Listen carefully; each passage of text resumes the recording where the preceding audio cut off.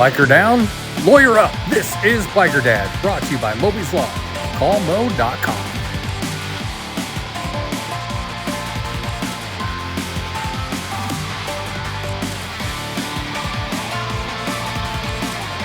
Hi, this is Chris Best, Biker Dad, and we are at the Mecum Vintage Motorcycle Auction, and I'm here with Michael Mobies from Moby's Law, callmo.com, colonelmo.com. Michael is a combat veteran and is really into these military motorcycles. So what is it besides that about these that you find is cool? Love the idea that, you know, the U.S. government bought all these Harley-Davidsons in World War II, and they were workhorses, you know, and if you go to like the World War II Museum in New Orleans, you can see it there and learn about them. So I think I kind of fell in love with them, you know, learning the history. And then when I bought, when I get a Road King Special in mineral green, I had it painted up with the star on the side like a lot of the Harleys did in 1942, like this one.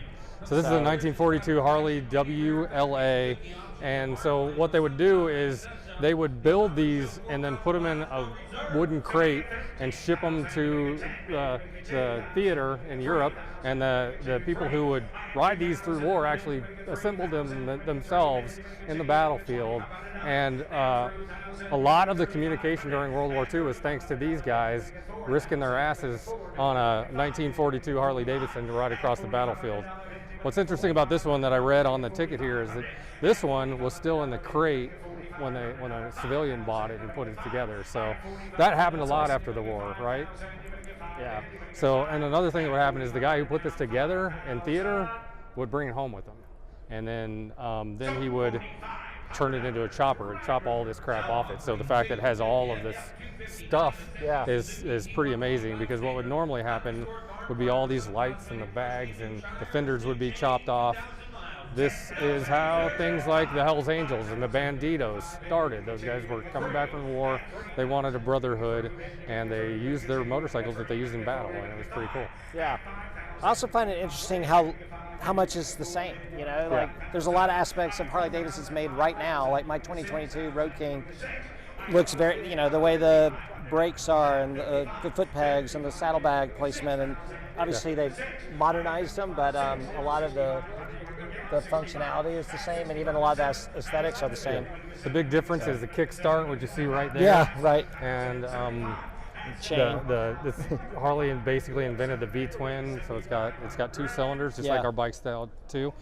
Another big difference is that all of your shocks are here in the seat. So imagine riding this kidney buster across a bomb-shelled field while people are shooting at you. Yeah. That's what they did.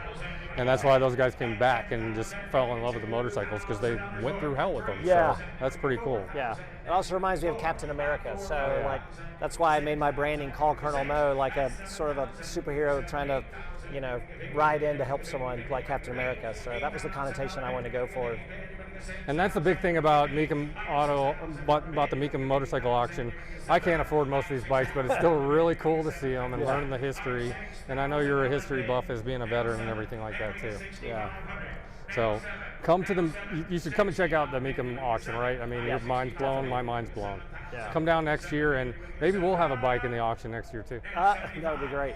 All right, cool. Thank you, guys. Biker Dad is brought to you in Georgia by Moby's Law. Call Mo.com.